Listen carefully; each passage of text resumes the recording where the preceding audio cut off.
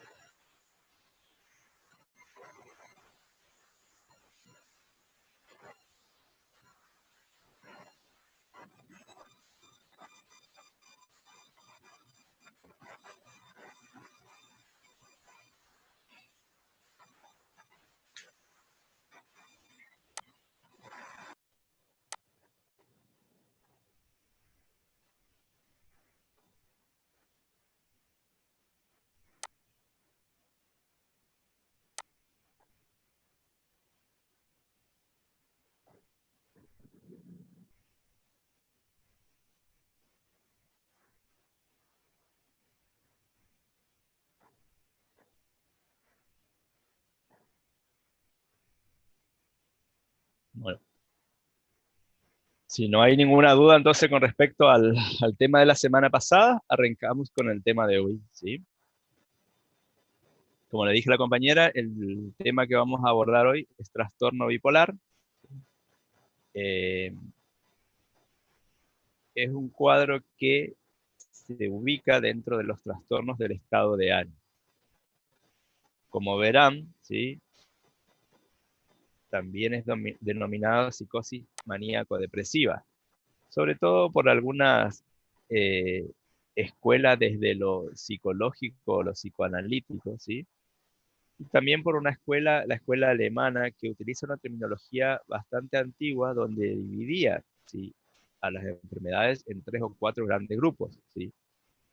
Así como, por ejemplo, esta misma escuela es la que eh, denomina, por ejemplo, o sea, divide en realidad a la psicosis, por ejemplo, a las psicosis endógenas, por un lado, a la psicosis maníaco-depresiva, por otro. O sea, las psicosis endógenas serían, por ejemplo, toda la psicosis que nosotros vimos las clases anteriores, como la esquizofrenia, ¿sí? Y por otro lado, es la misma que también clasifica al retraso mental como oligofrenia. Desde lo psicológico, o sea, también la denomina como psicosis. ¿Por qué? Porque eh, en realidad la psicología de alguna manera divide, dice que hay cuadros que están dentro de lo neurótico y dentro de lo psicótico, ¿sí? Obviamente que, o sea, si nosotros no, nos guiamos por las clasificaciones actuales, tanto el CIE-10 como el DSM-5, ¿sí? Estamos hablando de un trastorno del estado de ánimo. Pero ¿qué pasa? Este trastorno del estado de ánimo en algún momento, ¿sí?, de la enfermedad puede presentar síntomas psicóticos, ¿sí? Pero eso no significa que sea una psicosis. Nosotros cuando hablamos de psicosis, hablamos de cuadros que sí se clasifican dentro de la psicosis. Hablamos de psicosis aguda, hablamos de psicosis crónica. Dentro de la psicosis aguda dijimos que están los delirantes, los trastornos psicóticos agudo y transitorio. Hablamos de la psicosis puerperal. Después, dentro de la psicosis crónica, hablamos de del trastorno delirante, de las esquizofrenias, de las parafrenias. Bueno, ahí sí hablamos de psicosis, ¿sí?, que son todos los capítulos de la psicosis. Después, fuera de eso, vamos a tener otros cuadros como es este, ¿sí?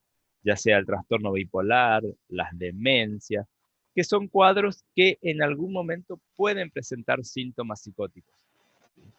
¿A qué se refiere esto? Que puede aparecer, por ejemplo, pueden aparecer ideas delirantes, ¿sí? Que son características de la psicosis, pueden aparecer conductas desorganizadas, pueden aparecer una pérdida del juicio de realidad, ¿sí? Que es la característica fundamental de la psicosis, ¿sí? Puede ocurrir en un paciente depresivo, por ejemplo, no sé si alguna vez escucharon hablar de depresión psicótica, ¿sí? O sea, que dentro de las depresiones nosotros podemos hablar de una depresión, ¿sí? Común y corriente, un trastorno depresivo mayor, por ejemplo, una depresión reactiva, ¿sí? Pero va a también depender de la estructura del paciente, de la estructura de personalidad, que ese paciente depresivo puede presentar síntomas psicóticos, ¿sí? Como ideas hipocondríacas, por ejemplo, o muchos autores incluso la presencia de ideas suicidas en un paciente depresivo también lo engloba dentro de los síntomas psicóticos, ¿sí? Entonces, ¿qué es lo que pasa? Que la presencia de esta sintomatología psicótica en estos cuadros de alguna manera hace más complicado el abordaje, ¿sí? Y también, o sea, la evolución de la enfermedad en sí es más complicada, ¿sí? No es lo mismo tener una depresión reactiva que una depresión con síntomas psicóticos, ¿sí? En las demencias que hablábamos las clases pasadas también, o sea, si bien en los estadios iniciales nosotros notamos un deterioro que es progresivo, que es crónico, cuando la enfermedad avanza y está en los estadios terminales, ¿sí? También va a tener síntomas psicóticos. Por ejemplo, un paciente con demencia va a tener ideas delirantes, va a tener, o sea, alucinaciones, va a tener, o sea, su juicio alterado. Entonces, ahí también vamos a tener síntomas psicóticos y la demencia no entra dentro de la psicosis, pero sí son cuadros donde puede haber síntomas psicóticos. Y así vamos a ir viendo distintos cuadros, ¿sí? Eh, que van a presentar síntomas psicóticos. Si nosotros tuviéramos que definir al trastorno bipolar, sí, decimos que es una enfermedad psiquiátrica que consiste esencialmente en la alteración cíclica y recurrente del estado de ánimo, ¿sí? Entre episodios de depresión, de manía y mixtos, ¿sí? Si nosotros vamos al capítulo de los trastornos del estado de ánimo, ¿sí? O sea, eh, vamos a tener nosotros un estado de ánimo normal que es el que se conoce como eutimia, ¿sí? Ese estado de ánimo normal, ¿sí? Puede tener fluctuaciones que no salen de la normalidad, ¿sí? O sea, nosotros todos podemos tener días más alegres, días más tristes, ¿sí? Podemos ponernos tristes porque nos pasó algún hecho en particular que nos genera malestar, ¿sí? Un día podemos estar más contentos, entonces, obviamente que nuestra eutimia no es una línea recta, no es una línea aplanada, sino que tiene fluctuaciones que siguen perteneciendo a la normalidad, ¿sí? Y que va a depender de las características personales también, ¿sí? De cada uno, de cómo vive afectivamente, ¿sí? Las vivencias que uno tiene. Fuera de lo que ya es normalidad, ¿sí? Ese estado de ánimo puede alterarse en varios sentidos, ¿sí?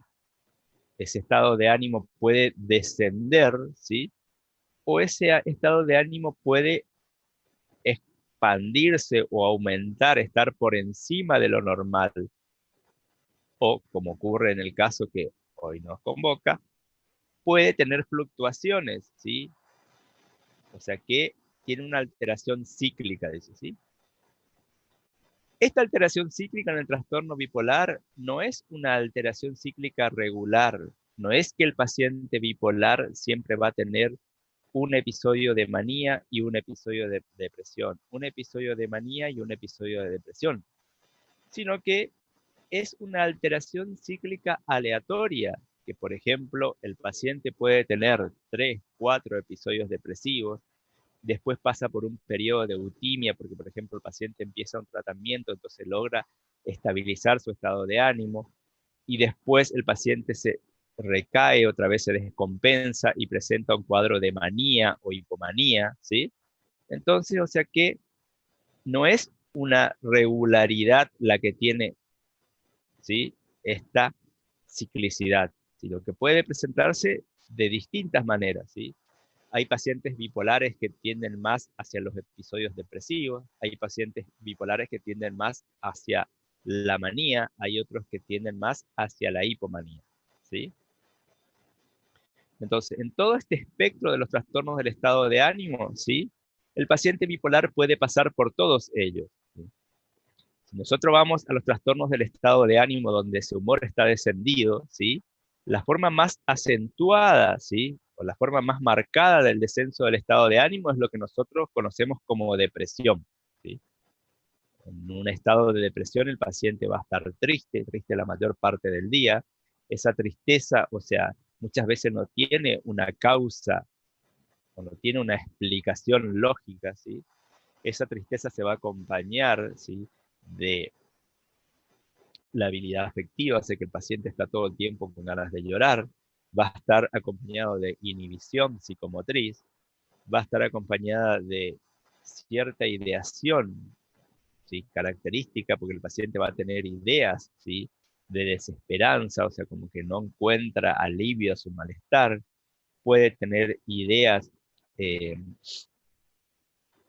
de minusvalía, o sea, que el paciente siente que no sirve para nada, ¿sí? Puede sentir ideas incluso de que es una molestia para los demás, puede tener ideas hipocondríacas y obviamente que puede también aparecer las ideas de suicidio, ¿sí?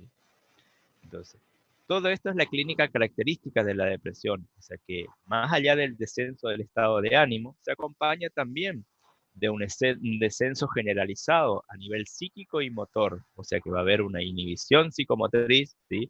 El paciente va a estar enlentecido, o sea que un paciente depresivo, si nosotros evaluamos desde la psicosemiología, lo más entendible es que su atención esté disminuida, esté hipoproséxico, que su juicio esté desviado, ¿sí? Por toda la carga afectiva, que al estar disminuida su atención va a tener seguramente fallas en la memoria, va a tener un desinterés por el exterior y toda su atención va a estar centrada en su interior, en su malestar, ¿sí? Desde lo afectivo vamos a ver que el paciente, como dijimos antes, va a tener la habilidad afectiva, va a tener anedonia, o sea que no va a experimentar placer, va a perder la capacidad de experimentar placer por cosas que antes sí le generaba placer, ¿sí? Va a tener desde la voluntad, va a estar disminuida, o sea que va a tener hipobulia o puede estar totalmente abúlico, ¿sí? Todo entonces desde la psicosemiología del paciente depresivo. Si nosotros vamos a otro cuadro de trastorno del estado de ánimo donde el humor está descendido, ¿sí? El DSM-5 describe otra forma, ¿sí? De descenso del estado de ánimo que no llega a características clínicas tan intensas como la depresión, pero sí que se mantiene de manera crónica, ¿sí? Generalmente más allá, o sea, por más de 2 años está el paciente con esta sintomatología, ¿sí? Es lo que se conoce como distimia, ¿sí? Entonces, la distimia es una depresión más leve, pero crónica, ¿sí? O permanente, por así, o persistente, dicen algunos autores, ¿sí? Entonces, ¿qué va a pasar? El paciente va a estar con cierta inhibición psicomotriz, va a tener episodios de tristeza, ¿sí? Pero la inhibición no va a ser tan marcada, o sea que el paciente puede seguir desempeñándose en algunas actividades, pero en algún momento el paciente se va a agotar mucho más fácilmente que un paciente que no tiene ningún trastorno del estado de ánimo. Por ejemplo, ¿sí? Si la paciente es una docente, ¿sí? Entonces, la paciente se va, cumple con sus tareas durante la semana, pero llega el fin de semana y termina agotada, termina en cama, ¿sí? Sin ganas, triste, como apagada, ¿sí? Apática, abúlica, ¿sí? Y después así lo vive por mucho tiempo, ¿sí? Entonces, o sea, incluso hay muchos pacientes que entienden como que este es su ritmo normal de vida, su carácter normal de vida, ¿sí? Que su afectividad se maneja de esa manera y lo adoptan como una normalidad.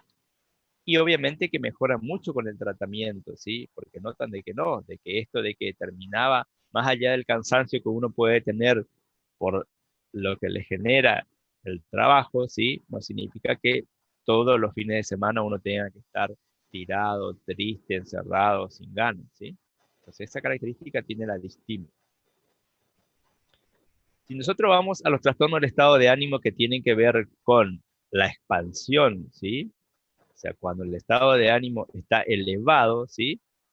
Vamos a tener la forma más acentuada que va a ser la manía, ¿sí? Entonces, va a estar todo opuesto a lo que ocurre en la depresión. El paciente va a estar, ¿sí?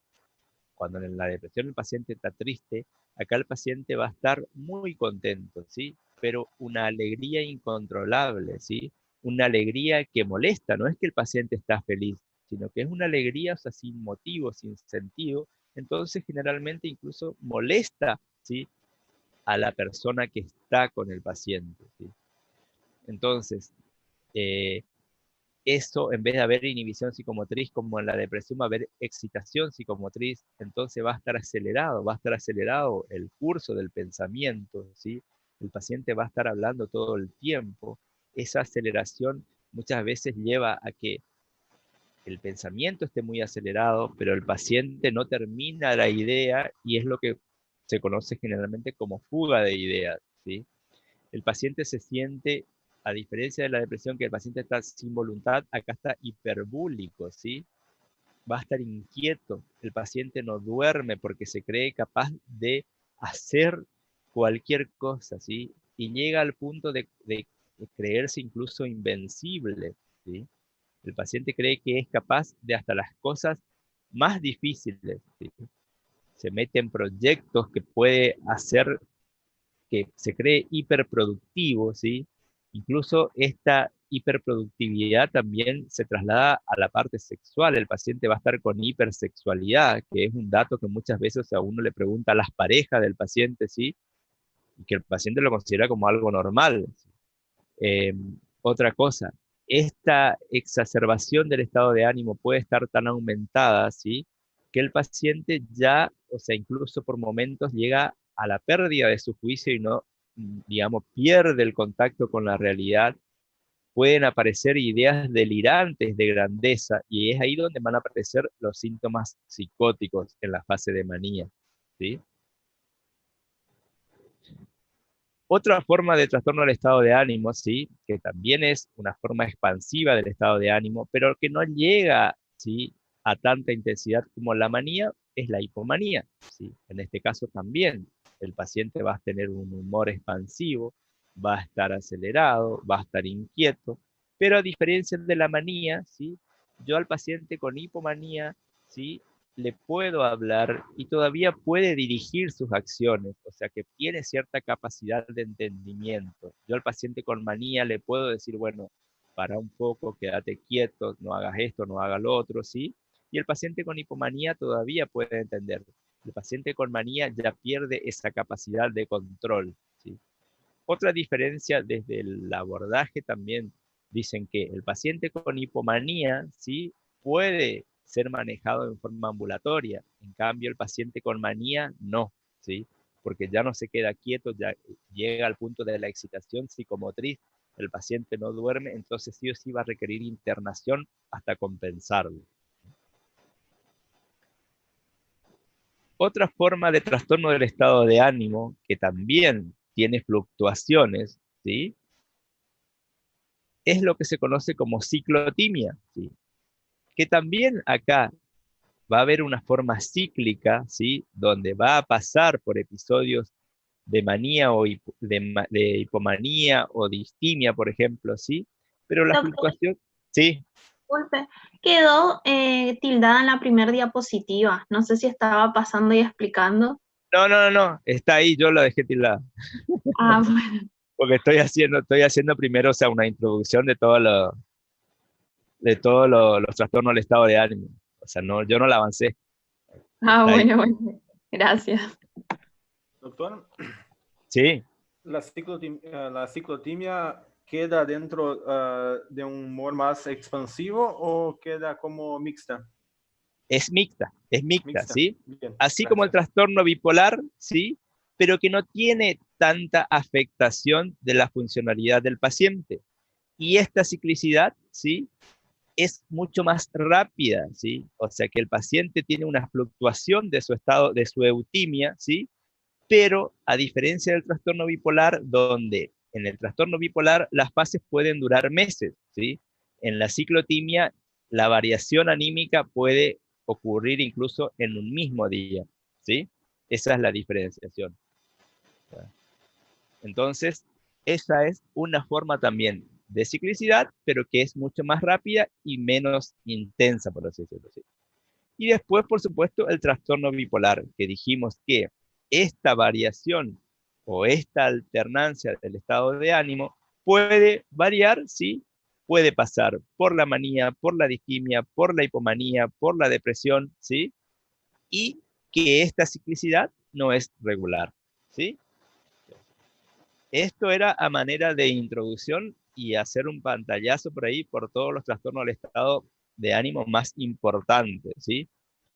Nosotros vamos a enfocarnos entonces en lo que es el trastorno bipolar. ¿Mm? Ahora sí avanzamos la diapositiva, Carla. Entonces, dentro del trastorno bipolar, ¿sí? Nosotros vamos a tener una sintomatología muy variada, ¿sí? Que van a afectar el estado de ánimo, o sea, que van a ser síntomas afectivos o del humor, van a ser conductuales, perceptuales y cognitivos, ¿sí? En lo afectivo yo le decía, dependiendo si el paciente está en fase depresiva o fase maníaca, entonces ese humor va a estar muy descendido, ¿sí? O puede estar aumentado o muy aumentado incluso, ¿sí? Desde lo conductual se va a acompañar, ¿sí? De ese estado afectivo. O sea que si el paciente se siente muy productivo, el paciente va a estar inquieto, ¿sí? O sea que va a estar haciendo cosas todo el tiempo. Incluso el paciente maníaco, ¿sí? Toma conductas de riesgo, ¿sí? O sea, no mide el riesgo, ¿sí? Y muchas veces, por ejemplo, el paciente maníaco se siente hiperproductivo y dice, yo soy capaz de emprender este proyecto, ¿sí? Y voy a crear una empresa, ¿sí? Y se pasa días sin dormir creando esa empresa, por ejemplo, ¿sí? E invierte todo su capital en esa empresa y obviamente al no medir los riesgos, ¿sí? Los pacientes generalmente tienen muchas pérdidas económicas, ¿sí? No solo en lo personal y en lo familiar, porque muchas veces invierten en negocios que para ellos van a ser muy productivos y terminan siendo un fracaso, ¿sí? En cuanto a lo perceptual, ¿sí? O sea, si el paciente está muy acelerado, obviamente que va a empezar a tener fallas a nivel sensoperceptivo, ¿sí? ¿Por qué? Porque vamos a tener fallas en la atención, entonces el paciente puede tener ilusiones, incluso algunos pacientes pueden llegar a tener alucinaciones.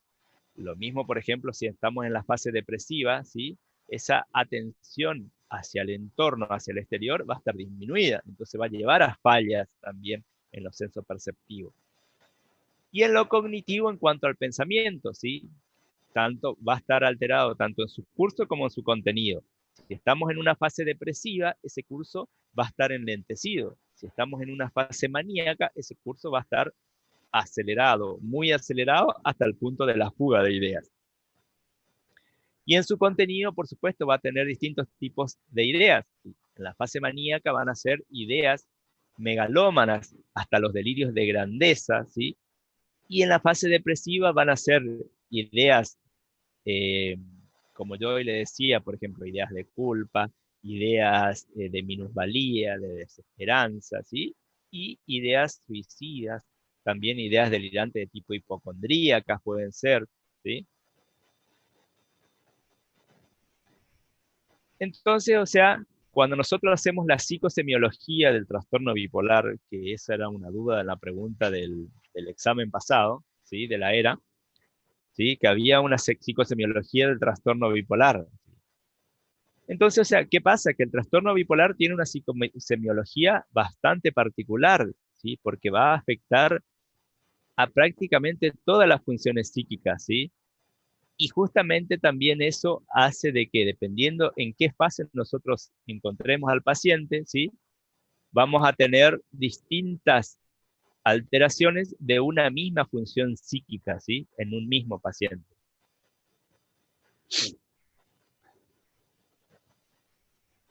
Si vamos a la epidemiología de la enfermedad, ¿sí? Del trastorno bipolar, dice que es una entidad subdiagnosticada, ¿sí? Por lo que al menos 30% de los pacientes no reciben tratamiento, ¿sí? ¿A qué se debe esto? Justamente, ¿por qué? Porque estamos hablando de un cuadro, de un trastorno del estado de ánimo, que va a pasar por distintos momentos, ¿sí? Estamos hablando de un cuadro que es crónico, ¿sí?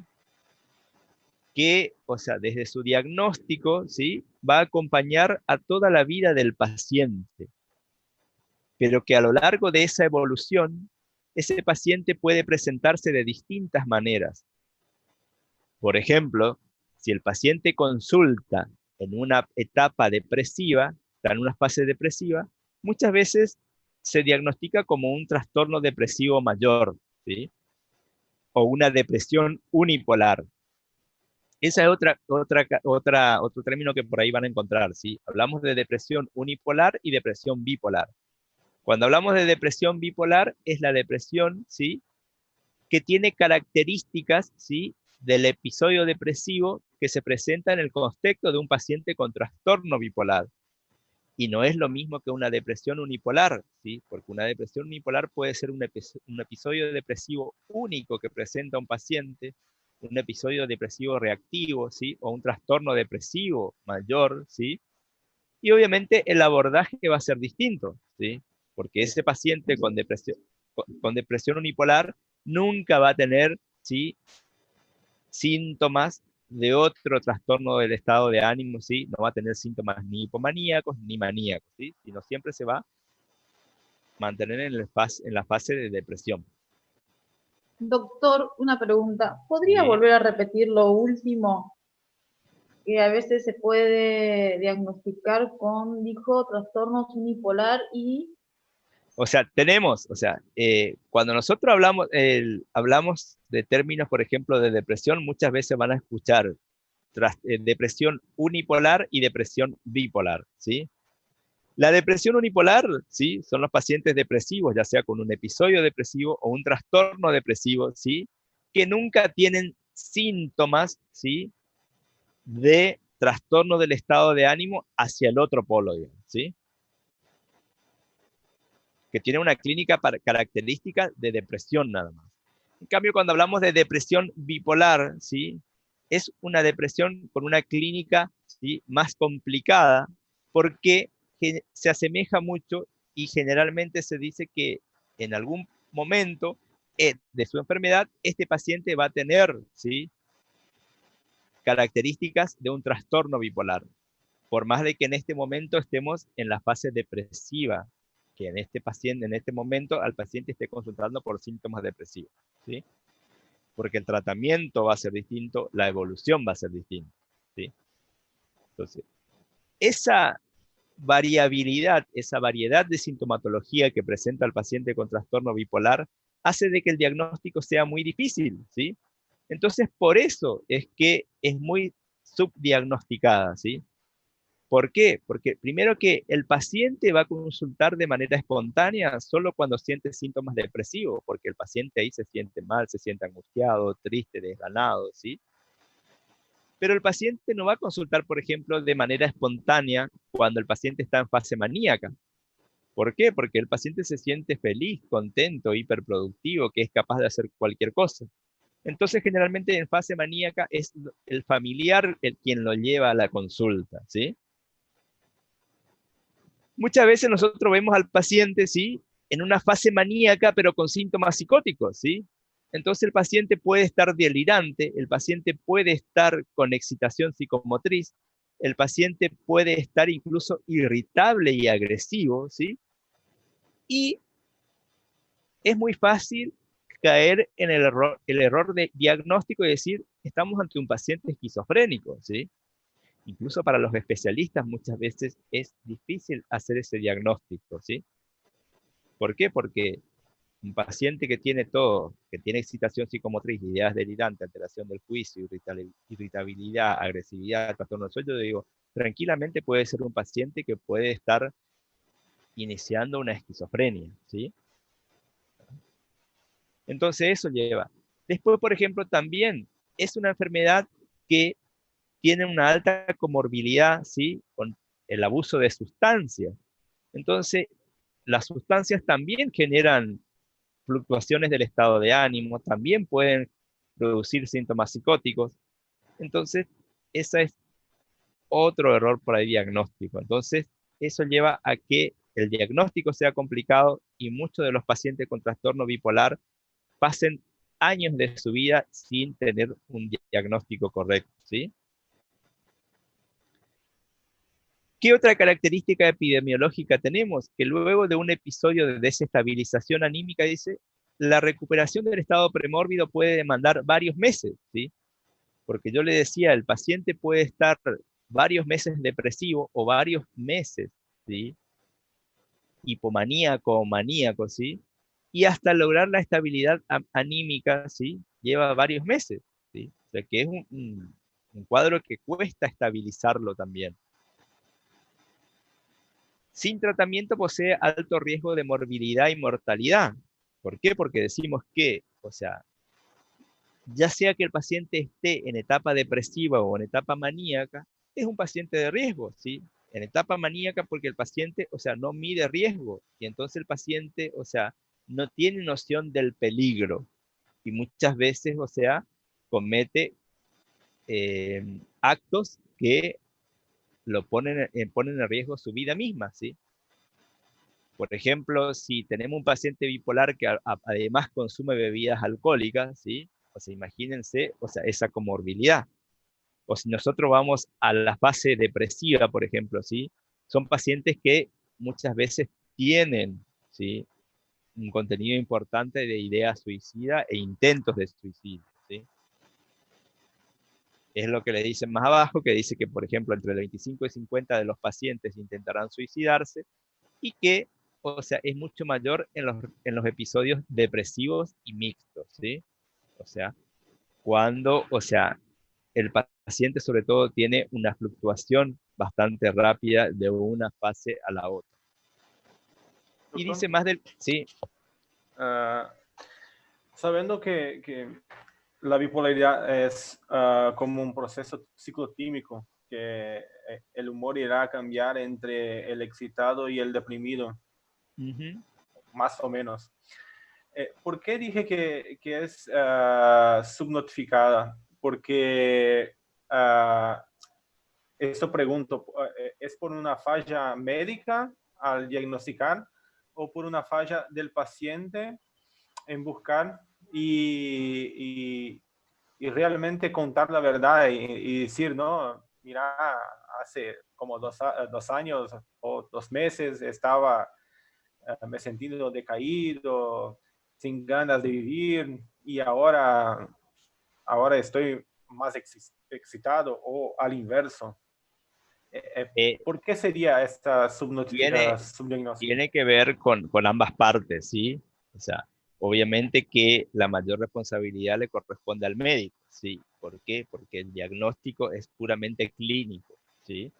Entonces, eh, creo que más adelante, bueno, ahí hablábamos, por ejemplo, del diagnóstico, ¿sí? O sea, el diagnóstico es puramente clínico, ¿sí? O sea, que no hay ningún estudio complementario, ¿sí? Que me va a certificar el diagnóstico primero, ¿sí? Entonces, eso hace difícil. Dice, ¿qué es lo que nosotros tenemos que tener en cuenta? De que por más de que nosotros estemos con un paciente que consulta con síntomas depresivos, tenemos que tener una visión longitudinal de la biografía de ese paciente, ¿sí? O sea, nosotros como médicos siempre tenemos que preguntar, sí, hoy viniste deprimido, hoy realmente estás deprimido, ¿sí? Entonces preguntarle al paciente, ¿sí? Y es por ahí el paciente no se da cuenta, ¿sí? De que unos meses atrás estuvo hipomaníaco, por ejemplo, ¿sí? Porque el paciente a lo mejor sentía que estaba nada más contento, que se sentía feliz, que se sentía productivo, que andaba bien, ¿sí? Entonces por ahí, o sea, incluso al acompañante, ¿sí? Hacer interrogatorios sobre esto, ¿sí? O sea, incluso hacerlo de una manera gráfica, ¿sí? De nosotros decir, bueno, tenemos una línea, ¿sí? Que es el estado de ánimo normal, ¿sí? Hoy ese estado de ánimo está por debajo, muy descendido. Pero en algún momento ese estado de ánimo subió un poquito por encima de lo normal, estaba más contento de lo normal, se sentía muy productivo, tenía hipersexualidad, ¿sí? Entonces yo digo, entonces sí, ahí estoy evaluando, ¿sí? Tengo esa visión longitudinal y puedo decir, bueno, no, este paciente hoy está con depresión, pero tuvo síntomas hipomaníacos o tuvo síntomas maníacos, ¿sí? ¿Tá? Otra cosa importante es el antecedente familiar, ¿sí? Es muy común que haya antecedentes familiares de trastorno bipolar, ¿eh? O por ejemplo, es muy común incluso en el error diagnóstico decir, bueno, yo al paciente hoy lo vi y estaba depresivo, ¿sí? Entonces, le indico un antidepresivo, ¿sí?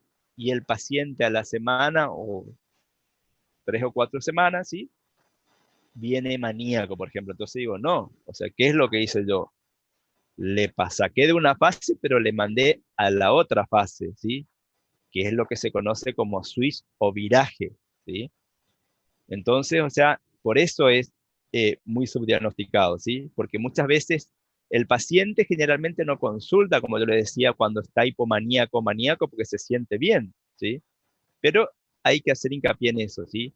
De indagar, si el paciente vino hoy con depresión, indagar si no tuvo alguna vez, ¿sí? Algún episodio hipomaníaco o maníaco, ¿sí? O si al paciente lo traen hoy acelerado y con síntomas psicóticos, ¿sí? Entonces, que yo tranquilamente puedo decir, son síntomas del inicio de una esquizofrenia, preguntar, ¿no estuvo deprimido? ¿Sí? Entonces, por eso, es muy subdiagnosticado, ¿sí? Y tener en cuenta esto que yo le decía, la comorbilidad, ¿sí? Que son el abuso de sustancias, los trastornos de ansiedad y trastornos de la conducta alimentaria, que también son bastante comunes en estos pacientes, ¿sí? Que eso también complican al diagnóstico, ¿sí? Porque si es un paciente, por ejemplo, ¿sí? Que tiene síntomas depresivos, pero cuando está depresivo generalmente usa alcohol para aliviar ese malestar, ¿sí? Entonces, o sea, como que eso lleva muchas veces al error diagnóstico, ¿sí? O por ejemplo, consume cocaína y eso le lleva a un estado de excitación y de alguna manera puede, ¿sí? Simular síntomas maníacos, ¿sí? Entonces yo digo, no, a lo mejor es el paciente que está intoxicado nomás, ¿sí? Cuando yo tengo que indagar bien esto más que nada, esta fluctuación en lo anímico, en su humor. ¿Sí? Doctor, ¿el Sí, uso de fármaco también entra en la situación de abuso de sustancias? sí, o sea, digamos, si yo estoy usando, por ejemplo, sobre todo tranquilizantes, sin prescripción o sin control, sí entra dentro de lo que es abuso de sustancia, ¿sí? O si yo estoy usando, por ejemplo, derivados opioides, también entra dentro del abuso de sustancias, ¿sí? Siempre y Bien. cuando, o sea, no sean prescriptos y estén consumiéndose sin control, digamos. ¿Y cuando por un diagnóstico eh, que tenga como fibromialgia, Ajá. toma pregabalina, gabapentina y además queda el tramadol como una vitamina más? Sí, Y si es controlado, sí, o sea, si es controlado por un médico, no hay mayor inconveniente, ¿sí? O porque sino tengo que, conocimiento de una persona que por eso estaba intentando hacer alusión a algo. Cuando consume a demasía el tramadol, ajá, que- sí, o sea, queda como un poco más tranquila y hasta depresiva. ajá, sí, Creo que sea por la medicación, sí, sí, pero y que la, puede pasar, depres- la depresión y la poliqueja que tiene después de eso es grande además. ajá, Es poliquejosa. sí, sí, sí, no, es que puede pasar, o sea, sí, es muy común eso, sí. O sea, o pacientes, por ejemplo, que, o sea, han pasado por situaciones, o sea, de traumatismo graves, donde, por ejemplo, llegan al uso de nubaína o también de morfina incluso, o sea, eso también lleva, o sea, y obviamente que todas las sustancias, ¿sí? Producen trastornos del estado de ánimo también, ¿sí? O sea, si vamos al caso de la cocaína, sin necesidad de ser una sustancia que por ahí tiene indicaciones médicas, ¿sí? Como por ejemplo el tramadol, la cocaína también produce fluctuaciones de estado de ánimo. Por eso le digo, o sea, que hay que tener en cuenta que estos pacientes, o sea, tienen una alta comorbilidad con abuso de sustancias, entonces habría que indagar, o el paciente alcohólico también, ¿sí? Bien, seguimos. Si nosotros tuviéramos que hacer una clasificación, ¿sí? O sea, a lo largo de los años se fueron haciendo distintas clasificaciones, ¿sí? O sea, igual esto es muy fino para ustedes, pero es para que tengan en cuenta nada más, ¿sí? Por ejemplo, a Kiskal, que es un gran estudioso de todo lo que es trastorno bipolar, en 1983 divide en 4 formas, ¿sí? El trastorno bipolar 1, trastorno bipolar 2, trastorno bipolar 3 y depresiones unipolares cuando no hay síntomas de bipolaridad, ¿sí? Dependiendo de cuál es la clínica o la característica predominante del cuadro, ¿sí? Entonces, por ejemplo, dice que el trastorno bipolar 1 es aquel que se presenta frecuentemente con episodios de depresión y episodios de manía, ¿sí? La forma más común, digamos, ¿sí? Pero después hablaba de trastorno bipolar 2 cuando no había manía, pero sí podía haber síntomas de hipomanía, ¿sí? Y entonces así, dependiendo de la variabilidad y la sintomatología, aquí se clasificaba, ¿sí? A las distintas formas clínicas de trastorno bipolar. Después, en conjunto con otro autor que es Pinto, ¿sí? Decía que había una combinación mucho más amplia, ¿sí? Entonces decían que, por ejemplo, describían, fíjense, trastorno bipolar tipo medio, 1, 1,5, 2, 2,5, 3, 3,5, 4, dependiendo de las características clínicas que predominaban. Pero esto obviamente ya es muy fino, pero es más que nada para que tengan en cuenta ustedes la variabilidad clínica que puede presentar un paciente con trastorno bipolar, ¿sí? Obviamente que también, o sea, es hilar muy fino ya, ¿sí? O sea, como ellos se dedican exclusivamente a estos trastornos, a este trastorno del estado de ánimo, ¿sí? Es por ahí ya buscar muy en detalle, ¿sí? Y en la práctica clínica común, ¿sí? Se hace complicado por ahí decir, bueno, es un paciente bipolar 1,5, ¿sí? Entonces, más para un médico que no es especialista. Así que más que nada es para que ustedes tengan idea de que existen distintas formas de trastorno bipolar, ¿sí? Dependiendo de la sintomatología. Doctor, le hago una consulta.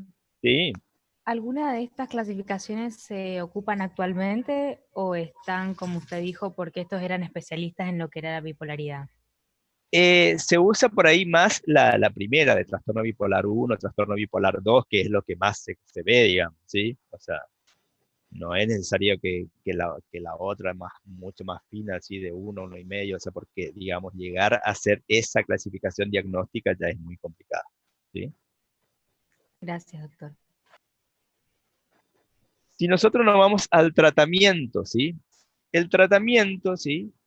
Dice que la meta del tratamiento es dar una respuesta adecuada a ambas fases de la enfermedad, ¿sí? Tanto hacia arriba como hacia abajo. O sea, si tenemos episodios maníacos y episodios depresivos, o hipomaníacos y depresivos. Entonces, lo que hay que buscar es abordar a todas las fases, ¿sí? El otro objetivo es prevenir la recurrencia y mejorar la calidad de vida entre episodios, ¿sí? O sea, ¿qué es lo que yo tengo que tratar? ¿Cuál es mi objetivo principal acá?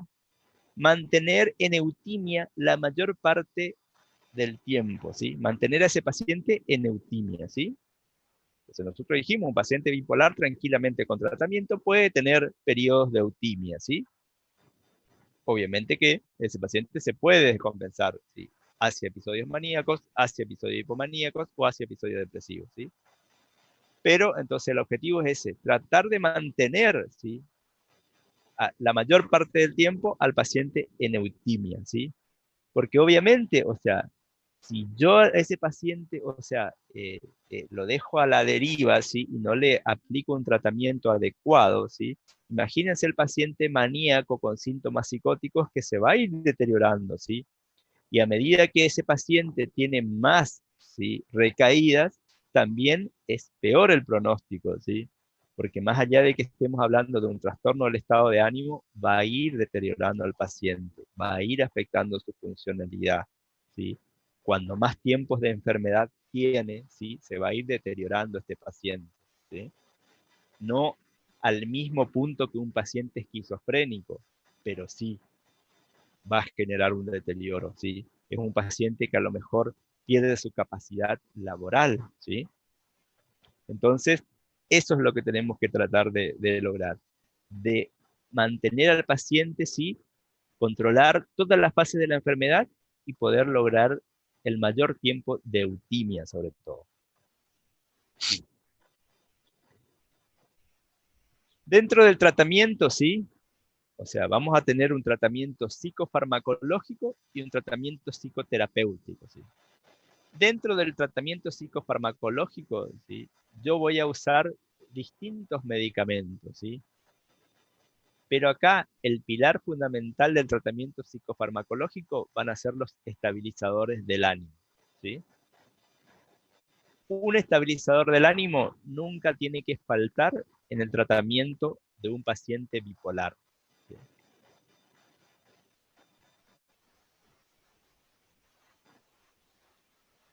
¿Cuánto tiempo yo voy a mantener el tratamiento psicofarmacológico?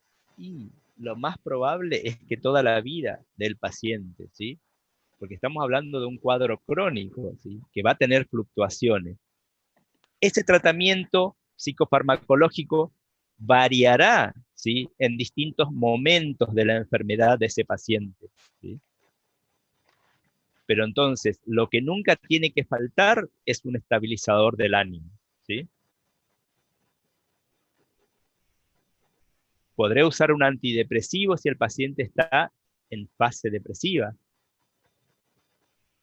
Si el paciente está maníaco y con síntomas psicóticos, podré usar un antipsicótico. Si el paciente está con inquietud psicomotriz, está con insomnio, con mucha ansiedad, podré usar un ansiolítico tipo benzodiazepina, ¿sí?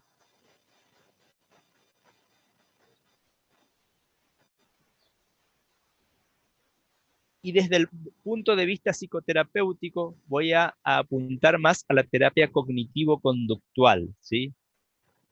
¿Qué es lo que se trabaja en este punto? ¿Sí? La psicoeducación. Se trabaja con el paciente sobre todo a la aceptación de la enfermedad y cumplimiento del tratamiento, ¿sí?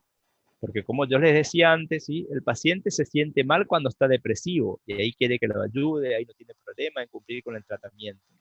Pero cuando el paciente mejora, generalmente discontinúa el tratamiento. Y si el paciente está hipomaníaco o maníaco, no quiere la medicación porque dice que la medicación como que no le permite, ¿sí? Llevar a cabo todos sus proyectos que tiene. Pero obviamente estamos en un estado de aceleración donde el paciente no se da cuenta tampoco que necesita la medicación, ¿sí? Entonces, Doctor, una pregunta. ¿sí? Con respecto a los psicofármacos, yo tengo entendido que la motrigina también se da en el trastorno bipolar, pero no sería Ya, ni antidepresivo ni estabilizador del estado de ánimo, ¿no? ya vamos a hablar, Ah, bueno, ya perfecto, seguimos, perdón. no hay problema. Entonces, o sea, lo que se trabaja es justamente eso, ¿sí? Del paciente conocer su enfermedad, ¿sí? De que más allá de que él sienta que estando con manía o hipomanía, ¿sí? O sea, se sienta bien, feliz y contento, ¿sí? También es un episodio de descompensación de ese cuadro, ¿sí? Y que lo que tenemos que lograr es la eutimia, o sea, un estado de ánimo, ¿sí? Estable, la mayor parte del tiempo, ¿sí? Y sobre todo también hacer psicoeducación a los familiares, ¿sí? Y después también trabajar en las comorbilidades, como sobre todo el consumo de sustancias, ¿sí? Sobre todo el consumo de alcohol, que aumenta mucho los riesgos, ¿sí? Y muchas veces el riesgo de vida del paciente. Acá vamos al tratamiento psicofarmacológico, ¿sí? Dijimos, dentro de los estabilizadores del ánimo, ¿sí? Que es lo que no tiene que faltar nunca en el tratamiento de un trastorno, de un paciente con trastorno bipolar, ¿sí? Estabilizadores del ánimo como tal, el único que existe es el litio, ¿sí? Pero, como decía la compañera, se puede usar la lamotrigina, ¿sí? La lamotrigina en realidad es un antiepiléptico o antirrecurrencial o anticonvulsivante, lo pueden denominar de distinta manera, ¿sí? Igual que la carbamazepina y el valproato o ácido valproico, ¿sí? Valproato porque viene en formas de sales, ¿sí? Ya sea valproato de magnesio y valproato de sodio, ¿sí? Entonces, los antiepilépticos o anticonvulsivantes también tienen efecto estabilizador, ¿sí? ¿Ya? Entonces, el único estabilizador es el litio, pero los anticonvulsivantes tienen efecto estabilizador. ¿Sí?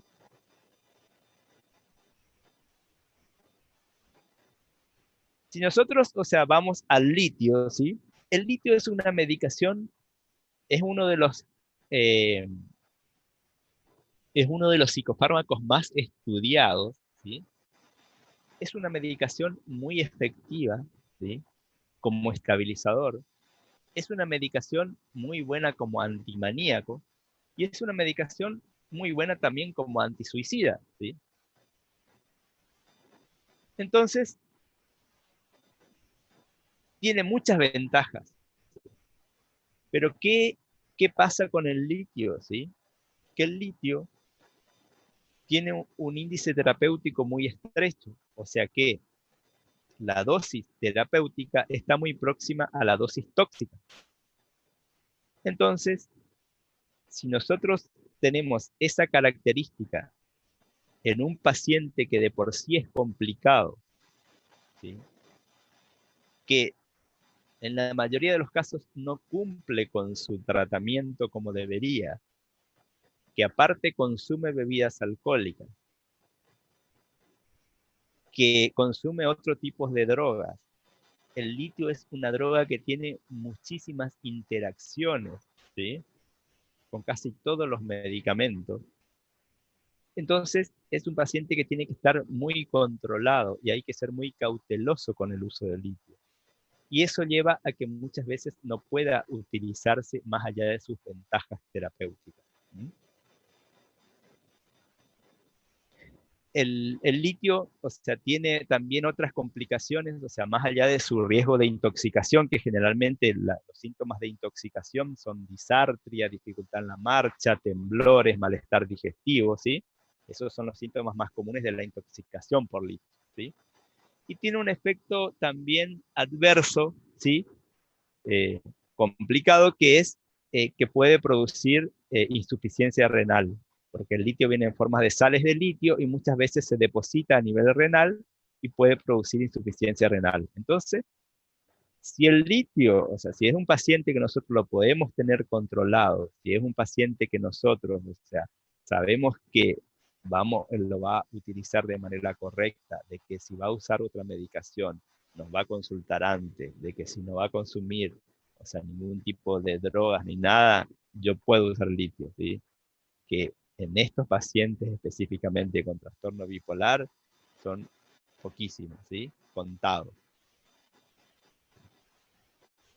Esta característica del litio de tener un índice terapéutico muy estrecho hace que yo tenga que hacer controles muy estrictos, ¿sí? Yo tenga que dosar el litio en sangre a través de una litemia, ¿sí? Yo tengo que dosar el litio en sangre cuando voy a iniciar el tratamiento, ¿sí? Por ejemplo, yo puedo usar el litio en dosis de 300 a 900 miligramos por día, por ejemplo, ¿sí? Pero yo, si voy a iniciar el tratamiento con litio, tengo que dosar, ¿sí? Entonces, yo le voy a indicar, por ejemplo, 300 miligramos de litio al paciente y le pido una litemia, ¿sí? Le controlo, el paciente vuelve con su litemia y vuelvo a controlar clínicamente cómo está el paciente, ¿sí?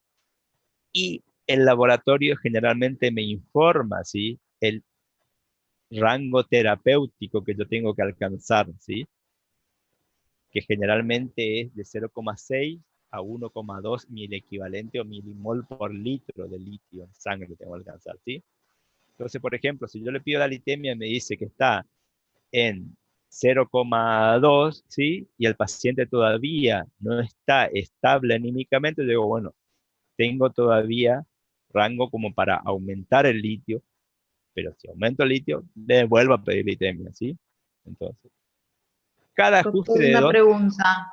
¿El sí, valor normal de litemia dijo 0,6 a 1,2? sí, generalmente es así. O sea, hay variaciones muy finas, digamos, que depende del laboratorio, pero generalmente cada laboratorio me informa, ¿sí? Me informa cuál es el rango terapéutico que ellos consideran, ¿sí? Perfecto, Entonces, gracias. me informan el valor y el rango terapéutico que ellos consideran. Entonces, o ¿Cuánto, sea, cuánto tiempo después, doctor, de iniciar el litio se hace la dosaje? ¿Antes de iniciar y después? ¿Cuánto tiempo? no, o sea, si es un paciente que todavía nunca tomó litio, no tiene mucho sentido que yo le haga litemia. El litio no se dosa en pacientes que no consumen litio, ¿sí? Que ese también es otro error que muchas veces incluso algunos profesionales lo cometen, ¿sí? Porque le mandan a pedir una litemia al paciente y dicen, no, vos tenés tu litio bajo. No, porque cualquiera de nosotros que no consume litio, ¿sí? No va a ser dosable. Entonces el laboratorio me va a informar un litio prácticamente ausente, ¿sí? En condiciones normales nosotros no tenemos litio en sangre, ¿sí? Solo cuando lo consumimos. Entonces, yo le indico una dosis inicial y tengo que hacer litemia. Si esa me da que el paciente todavía no está compensado y yo necesito aumentar el litio, tengo que volver a hacer litemia, ¿sí?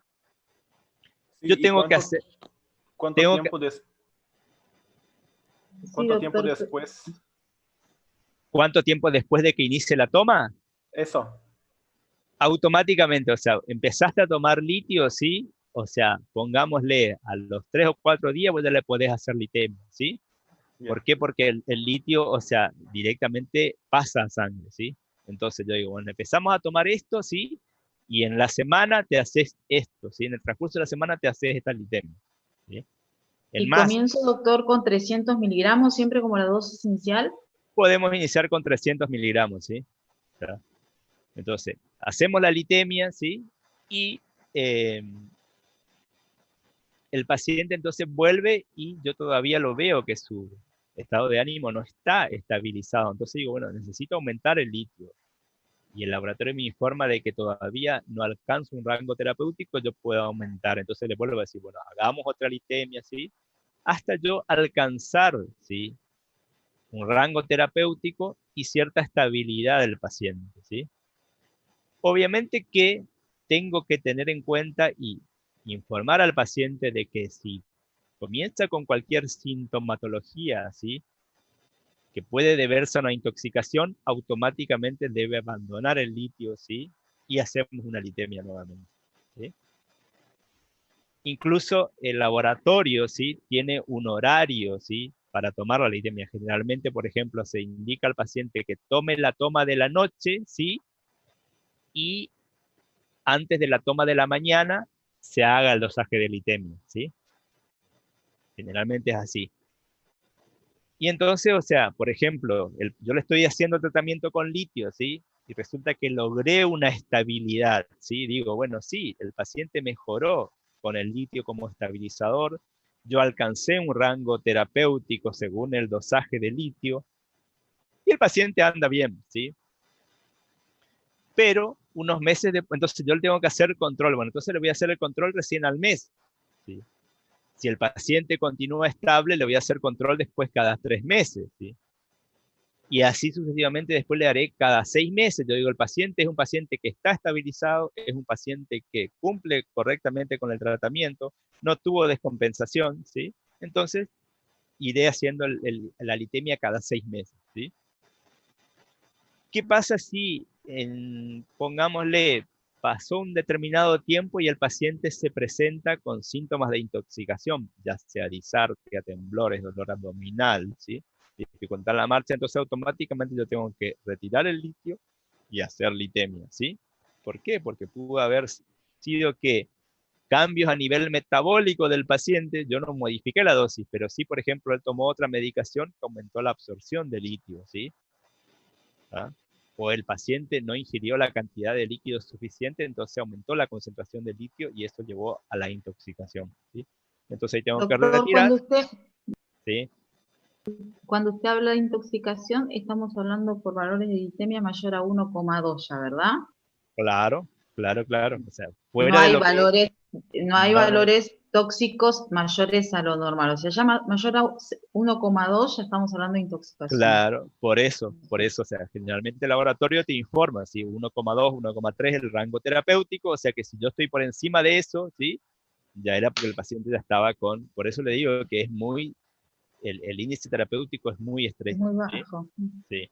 Entonces eso es una dificultad importante en cuanto al uso del litio. ¿Sí? Entonces, si el paciente está con síntomas de intoxicación, yo le tengo que retirar el litio automáticamente, pedir la litemia, ver cuánto tenía de litemia y a partir de ahí evaluar si empiezo nuevamente con dosis más bajas, si cambio el litio, si le saco el litio porque el paciente es muy complicado o qué medida terapéutica yo voy a implementar en este paciente. ¿Sí? Entonces, si yo veo que no puedo usar litio, y bueno, usaré otra, otra medicación, otra droga antiepiléptica, anticonvulsivante, ¿sí? Que me cumpla la función de estabilizador.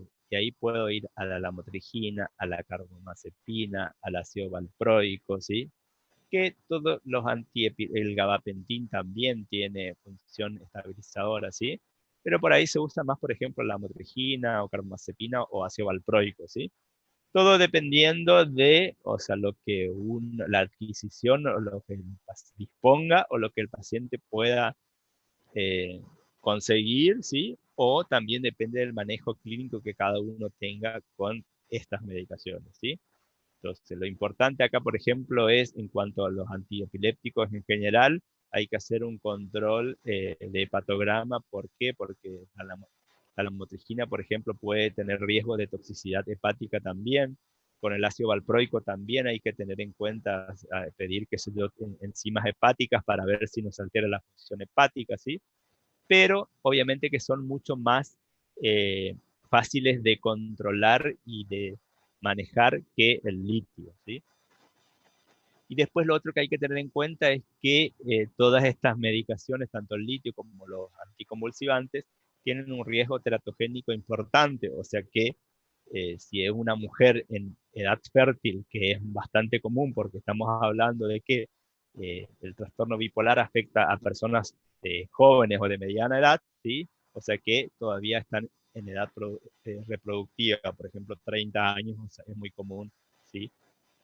La enfermedad, por ejemplo, tanto en hombres como mujeres, que afecta a los 30, 35 años o incluso un poco menos, ¿sí?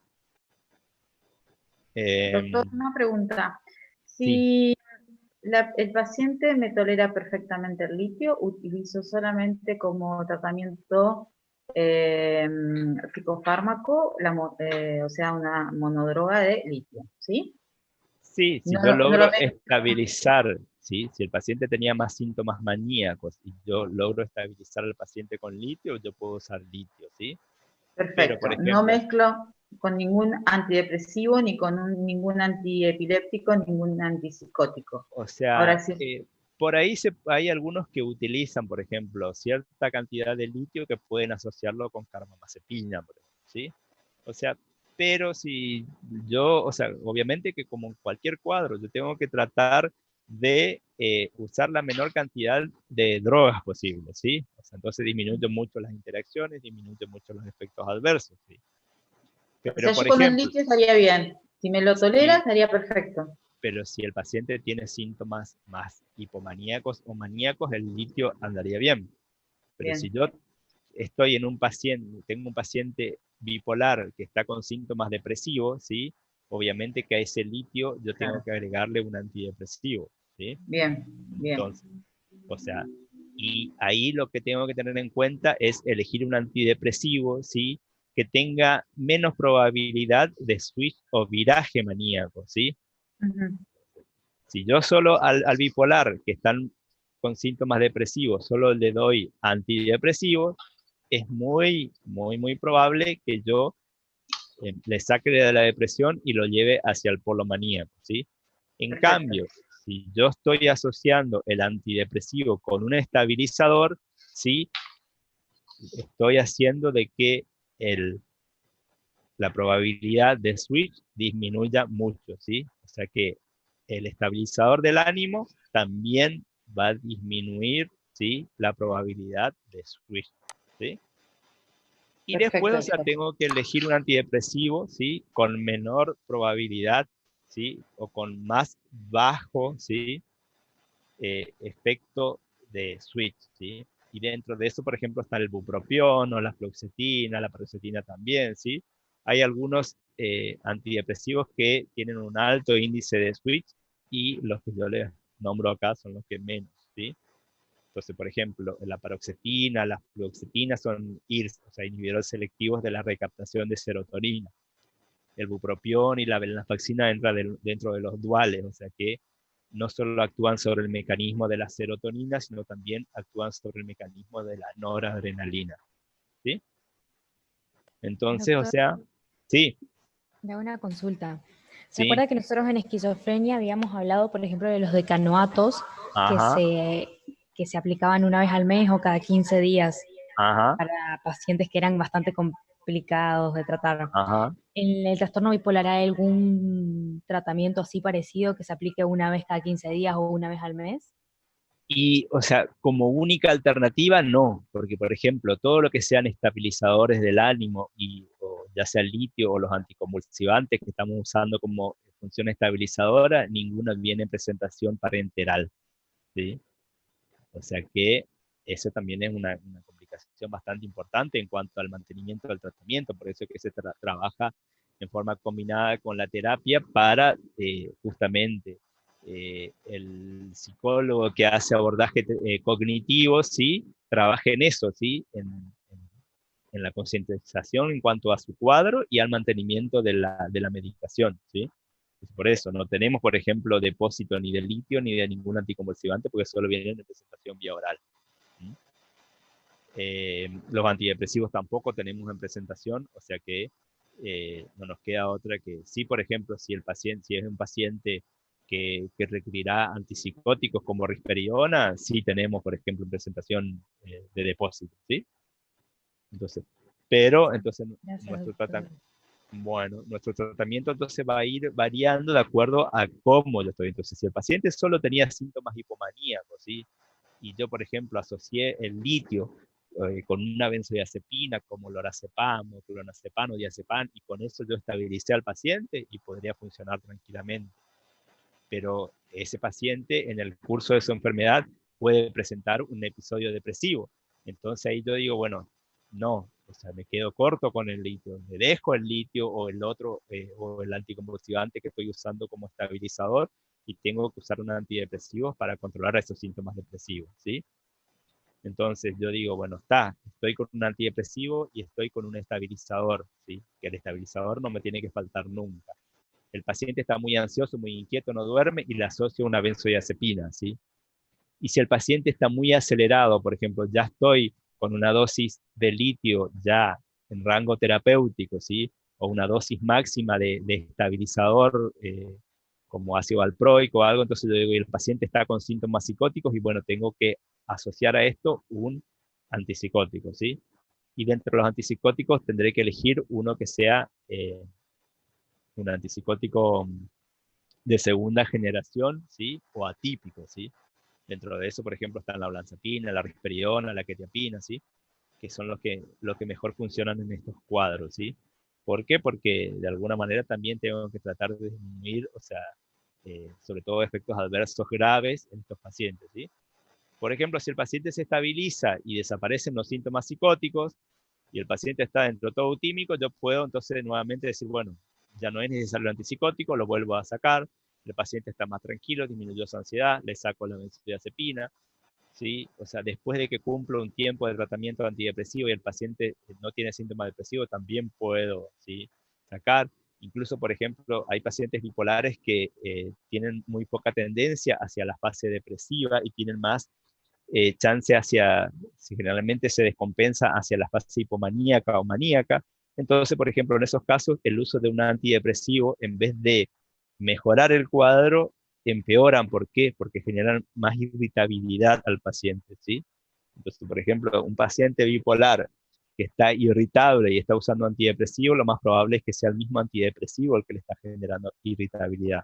Entonces yo digo, si el paciente no tiene síntomas depresivos, ¿sí? Y puedo sacarle el antidepresivo, ¿sí? Entonces, lo único que nunca te va a faltar es el litio, ¿sí? Y ese litio puede estar asociado con una benzodiazepina, si tiene síntomas ansiosos o de inquietud o insomnio. Puede estar asociado con un antidepresivo si el paciente estaba con síntomas depresivos, con antipsicóticos si el paciente estaba con síntomas psicóticos, ¿sí? Entonces, después las dosis que puedo usar, o sea, la dosis de litio dijimos entonces 300, 900 miligramos día. A la motrigina tengo que hacer un aumento, una dosis inicial y un aumento muy controlado semana a semana, ¿sí? De una dosis de 25 miligramos e ir aumentando. ¿Por qué? Porque la lamotrigina tiene un riesgo de hepatotoxicidad bastante importante. Entonces, o sea, puedo llegar hasta dosis de, por ejemplo, 200 o 300 miligramos de la motrigina, pero eso tiene que ser una, ¿cómo se llama? No me sale la palabra. Tengo que ir aumentando muy gradualmente, ¿sí? Carbamazepina puedo usar en dosis, por ejemplo, de 200, 400, hasta 1600, 1800 miligramos día, igual que el valproato también, ¿sí? El valproato, por ejemplo, viene en dosis de 125, 250 y 500 miligramos y puedo usar hasta 1800, 1000 miligramos por día, ¿sí? Los antidepresivos dentro de los IR, por ejemplo, la paroxetina puedo usar desde 10 hasta 40 miligramos por día, 40 y 60, dicen algunos autores. La fluoxetina también puedo usar en dosis de 10 y de hasta 40 miligramos por día.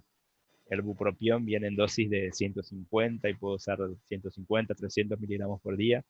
La venlafaxina viene en dosis de 37,5, que es la mínima, y también se va haciendo un aumento de forma gradual, por lo menos con una semana por lo menos de diferencia, y puedo usar hasta 225 miligramos por día. En cuanto a los antipsicóticos va a depender de la respuesta también. Olanzapina viene en dosis de 2, en vía oral viene en 2,5, 5 y 10 miligramos. O sea, puedo usar hasta 20 miligramos por día. Risperidona viene de 0,5, 1, 2 y 3 miligramos, y puedo usar hasta 8 miligramos, pero no hay una mayor respuesta entre 6 y 8 miligramos, o sea que por ahí, si con 6 miligramos no hay respuesta, ya no tiene mucho sentido que lo siga aumentando porque aumenta el riesgo de efectos adversos. Quetiapina también viene en dosis bajita de 25 miligramos, que por ejemplo, que es lo que usamos en un paciente con demencia para iniciar 25 miligramos, pero si estoy con la presencia de síntomas psicóticos, yo puedo usar hasta 600 miligramos, por ejemplo, ¿sí? También en un aumento muy gradual, ¿sí? O sea, básicamente a un paciente con trastorno bipolar se le da con todo, la Si el mayor cantidad paciente, posible. si el paciente no se estabiliza, y yo puedo usar, o sea, por eso puedo usar un estabilizador, un antipsicótico, un antidepresivo si está con síntomas depresivos, y por ejemplo, benzodiazepinas. O sea, por ejemplo, si yo estoy usando diazepam, ¿sí? El diazepam puedo usar en dosis alta, por ejemplo, puedo usar dosis mínimas de 2,5 miligramos y puedo usar hasta 30 o 50 miligramos por día, ¿sí? El clonazepam, por ejemplo, puedo usar de 0,25 hasta 6 miligramos por día también, ¿sí? Y O sea, ante estos pacientes que no se estabilizan, ¿no es mejor la internación? obviamente que si el paciente está sobre todo en fase maníaca, ¿sí? El paciente está en fase maníaca, sí. O sea, el paciente maníaco generalmente se interna porque no se lo puede controlar de otra manera, ¿sí? Hasta que lograr cierta estabilización, ¿sí? Incluso, o sea, los pacientes que están con muchos síntomas psicóticos, por ahí si no responden a los antipsicóticos atípicos de esto, se usan antipsicóticos típicos como haloperidol, levomepromacina, también se puede usar, ¿sí? Y eso, por ejemplo, viene en presentación inyectable. La olanzapina también viene en presentación inyectable, ¿sí? Entonces, o sea, obviamente que sí, que son pacientes que muchas veces requieren, más sobre todo estos pacientes bipolares que tienden mucho a la manía, ¿sí? O sea, la manía y con síntomas psicóticos suelen requerir bastante internación, ¿sí? Por lo menos hasta lograr estabilización, ¿sí? Doctor, una pregunta. Cuando Sí. usted habla de internación, como en caso de que el paciente se encuentre más en un episodio maníaco, ¿es solamente para internarlo y mantenerlo controlado dentro de su conducta? no Ah, dentro de la medicación, porque la medicación te dijo que toda era un vía oral. sí, pero por ejemplo, en una internación yo puedo recurrir a antipsicóticos inyectables. Por ejemplo, si yo estoy, el paciente está muy descompensado, ¿sí? Y yo puedo recurrir, por ejemplo, a olanzapina inyectables y dispongo de olanzapina que es bastante eh, difícil de conseguir, digamos, pero por ejemplo puedo tener aloperidol, levomepromacina inyectable, ¿sí? O puedo hacer, por ejemplo, al paciente le puedo dar un estabilizador, que sí, el estabilizador sí o sí lo tengo que dar vía oral, pero por ejemplo puedo usar benzodiazepinas y antipsicóticos inyectables, sobre todo antipsicóticos típicos tipo aloperidol o levomepromacina, ¿sí? O puedo asociar los dos antipsicóticos, por ejemplo, aloperidol y levomepromacina vienen inyectables, asociado con lorazepam, que viene, una benzodiazepina que viene en inyectable, o diazepam en sus defectos, ¿sí? Entonces, yo puedo hacer esto, por ejemplo, en un esquema de 3 veces al día al paciente muy descompensado hasta que se estabilice. Y después, cuando el paciente se empieza a estabilizar, ahí entonces voy cambiando a la vía oral cuando se tiene que ir de alta para continuar en su casa, ¿eh? Obviamente que sí, la idea de la internación es la más breve posible hasta lograr la estabilización y que el paciente pueda volver a su esquema de vía oral. ¿Mm? No, o sea, es más que Doctor, nada, sí, pero una consulta, pero por más que sí, el paciente esté bajo un tratamiento, son pacientes que no van a tener, o sea, una vida normal, o sea, van a tener a veces una depresión, van a estar, o sea, no es que va a llevar una vida totalmente normal, no, no, no, no, puede no tener por, esas fluctuaciones, sí, sí, obviamente que aún con el tratamiento puede tener reagudizaciones o descompensaciones, ¿sí? O sea, más allá de que esté, por ejemplo, con un estabilizador, ¿sí? Y una dosis baja de antidepresiva, el paciente puede tener un episodio maníaco, hipomaníaco, ¿sí? O el paciente, por ejemplo, que era más, con más tendencia a la hipomanía, puede presentar un episodio depresivo y obviamente que todas esas son eh, descompensaciones o reagudizaciones del cuadro donde yo tengo que hacer un ajuste de la medicación, ¿sí? O sea, generalmente sí, ¿no? Son pacientes que muy pocos casos, digamos, pueden llevar una vida casi normal, ¿sí? O sea, si son pacientes que por ahí, o sea, yo lo puedo mantener dentro de la eutimia o puedo mantener su ánimo dentro de todo estable por largos periodos y es un paciente que puede llevar cierta funcionalidad, ¿sí? Pero como yo les decía antes, cuando más descompensaciones tenga, cuando más recaídas tenga, ya sea hacia el polo depresivo o hacia el polo maníaco, eso también va generando más deterioro en el paciente, ¿sí? Entonces, y imagínense que son cuadros, doctor, y, sí, y un paciente que nunca que tiene trastorno bipolar y nunca recibió un tratamiento o está maltratado. ¿Qué hay de cierto en que puede evolucionar a una esquizofrenia? ¿Están relacionadas o no están relacionadas? no, no están relacionadas. ¿Por qué? Porque estamos hablando de un cuadro, ¿sí? Que está dentro de los trastornos del estado de ánimo y cuando nosotros hablamos de una esquizofrenia estamos hablando de una psicosis, ¿sí? O sea, ¿qué pasa? O sea, muchas veces en realidad lo que pasa es que el paciente bipolar que no está tratado, o sea, es muy común que tenga síntomas psicóticos, ¿sí? O sea, entonces no deja de ser bipolar, sino que presenta más complejidad en su cuadro de bipolar nada más. Entonces, eso es lo que muchas veces lleva también al error diagnóstico, de diagnosticar a este paciente como esquizofrénico cuando es un bipolar con síntomas psicóticos, ¿sí? Sobre todo si está maníaco, acelerado, con excitación psicomotriz, que no duerme, que está agresivo, ¿sí? Entonces yo tranquilamente puedo decir, es un paciente esquizofrénico, pero no, por ahí a lo mejor es, o sea, es muy común que pase eso, ¿sí? Que pacientes que vienen tratados como esquizofrénicos, ¿sí? Y le dan solo antipsicóticos, por ejemplo, ¿sí?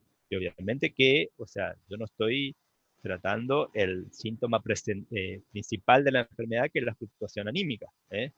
Entonces, o sea, si yo solo le doy antipsicótico, o sea, estoy controlando los síntomas psicóticos, sí, pero también de alguna manera estoy haciendo que el paciente se deteriore más, ¿sí? No solo por la enfermedad, sino por la medicación, ¿sí? A lo mejor necesita dosis de antipsicóticos, pero no dosis tan alta como necesitará un paciente esquizofrénico. ¿Eh? Doctor, cuando usted habla de deterioro, ¿habla solo de deterioro en la calidad de vida o también de deterioro cognitivo? Deterioro cognitivo también, ¿sí? Deterioro cognitivo también produce. ¿Sí? No al punto de que llega un paciente con esquizofrenia, pero sí, o sea, estamos hablando de una enfermedad también crónica, ¿sí? O sea, entonces, si es un paciente, por ejemplo, que inicia su enfermedad a los 30 años y sí a los 60 años, es más probable que un paciente esté bastante deteriorado, no solo desde lo funcional, sino desde lo cognitivo también.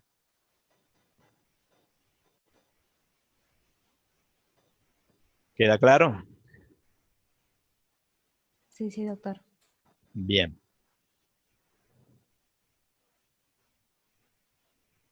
Bueno, bueno, creo que estamos con esto, ¿sí? ¿Alguna otra duda? Doctor, le hago una consulta Sí. que no pude terminar de anotar hoy. ¿Qué tipo de ideas tenías y en qué fase hoy cuando dijo que tenía ideas megalómanas o ideas de grandeza? ¿En qué fase estaba? Y las ideas megalómanas o de grandeza vas a tener en la fase maníaca, ¿sí? O sea, porque son delirios de grandeza, o sea, el paciente se siente capaz de cualquier cosa, se siente poderoso, ¿sí? Entonces, las ideas megalómanas las vas a tener siempre en la fase maníaca, ¿sí? En cambio, en la fase depresiva vas a tener más ideas de minusvalía, ¿sí? O sea, de que no sirve para nada, de que es una molestia, ¿sí? Doctor, tengo una duda. Usted Sí, hoy habló de que el paciente muchas veces tiene rechazo al tratamiento justamente por la variabilidad de síntomas que tiene. ajá, En esos casos en que el paciente presenta un rechazo absoluto al tratamiento, ajá. ¿qué es lo más recomendado en esas situaciones? Tipo, ¿qué sería lo mejor para evitar que la persona progrese en ese mismo estadio?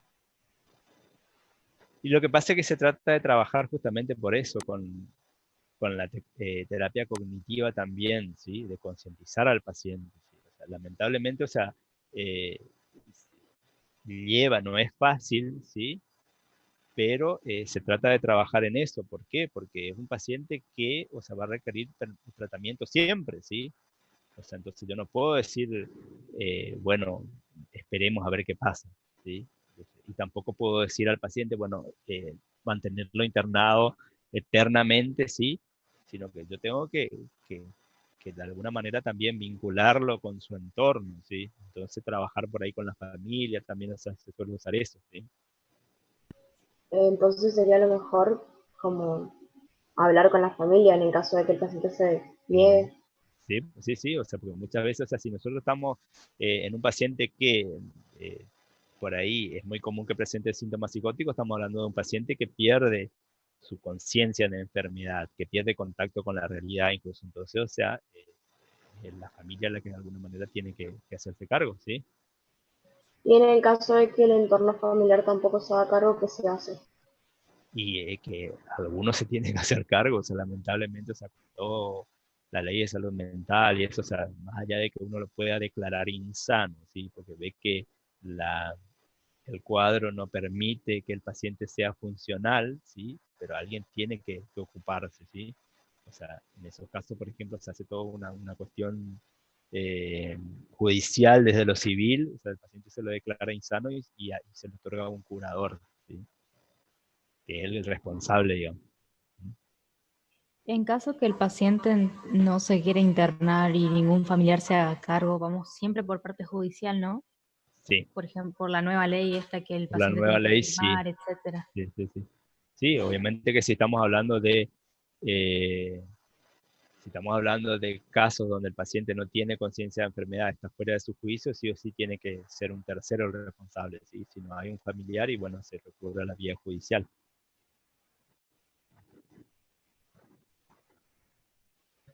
Gracias, doctor.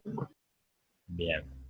Doctor, le hago una consulta. Usted dijo que era muy prevalente en pacientes, en personas jóvenes. ¿Es Ajá. más prevalente en mujeres o hombres? No me acuerdo bien exactamente la prevalencia, pero no hay mucha diferencia. Por ahí es un poquito más frecuente en hombres, creo, pero no hay mucha diferencia. No hay mucha diferencia.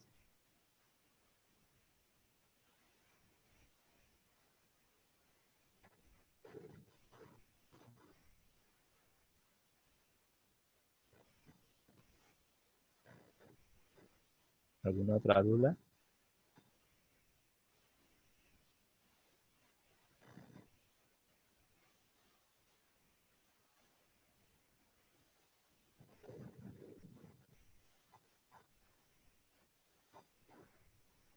Si por ahí quieren ver, o sea, hay varias películas que abordan sobre el trastorno bipolar, ¿sí?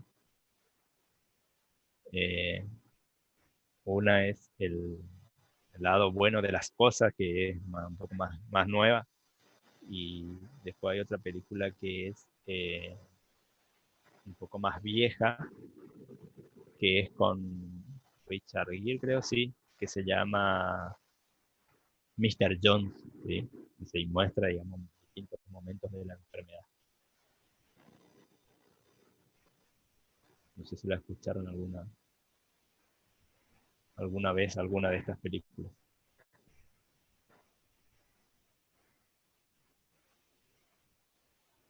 La de el lado bueno de las cosas, es con el actor Bradley, Bradley Cooper, ¿sí? Es más nueva, digamos. También él hace el papel de un paciente bipolar. Y en la otra, Mr. John, Richard Gere hace el papel de un paciente bipolar.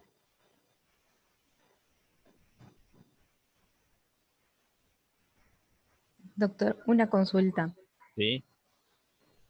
¿Hay algún detonante, podríamos decir, donde el paciente comienza a presentar estos síntomas de bipolaridad o de la nada comienza con la sintomatología, tanto depresiva, maníaca como sea? Eh, o sea, la otra vez hablábamos como cuando hablamos de esquizofrenia, dijimos que, o sea, en todas las enfermedades mentales, sí, o sea, es una combinación de factores, ¿sí? Factores endógenos y factores ambientales, ¿sí? Habíamos dicho que, por ejemplo, en todas las que son psicosis como la esquizofrenia, ¿sí? Dentro de ella, las más características, o sea, pesa mucho más los factores endógenos, o los factores de la persona misma, ¿sí? Sobre esos van a actuar factores ambientales. Entonces, en esos casos predomina más los factores internos.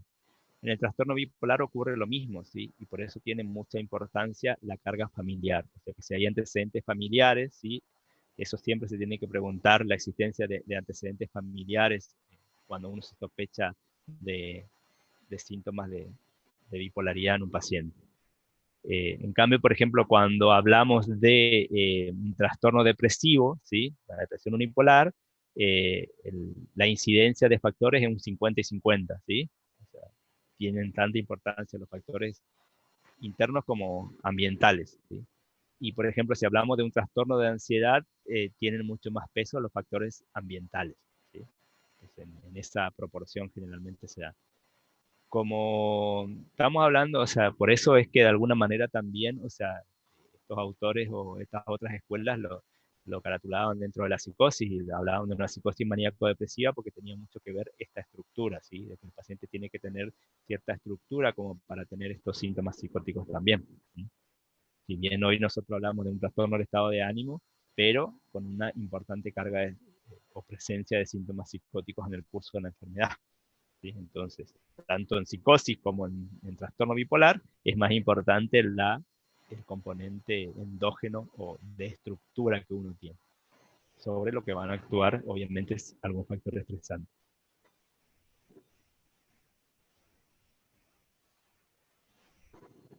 Bien. ¿Alguna otra duda? Profesor, una Sí, duda.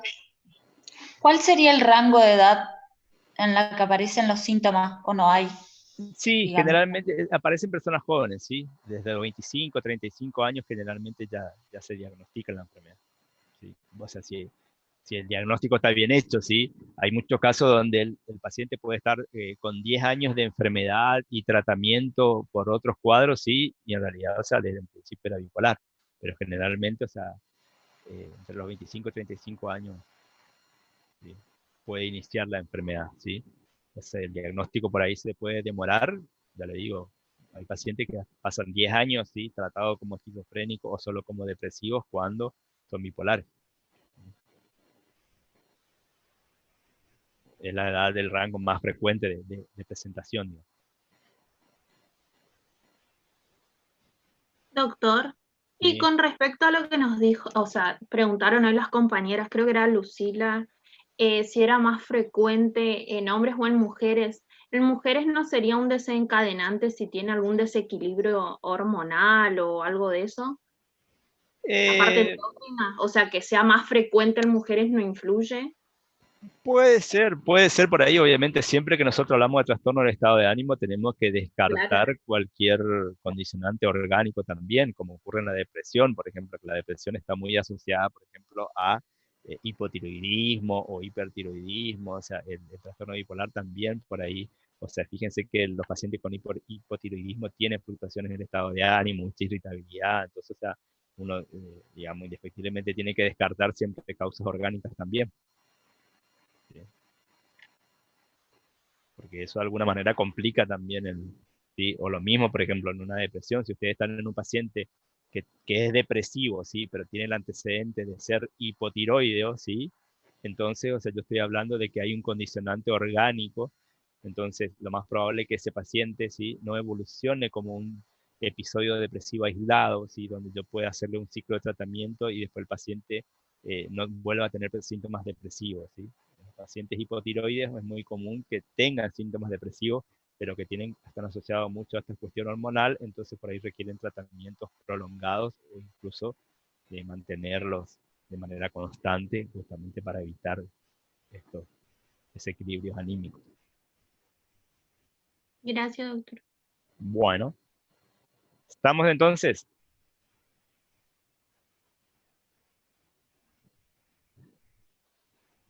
Yo igual Gracias, le, doctor. Doctor.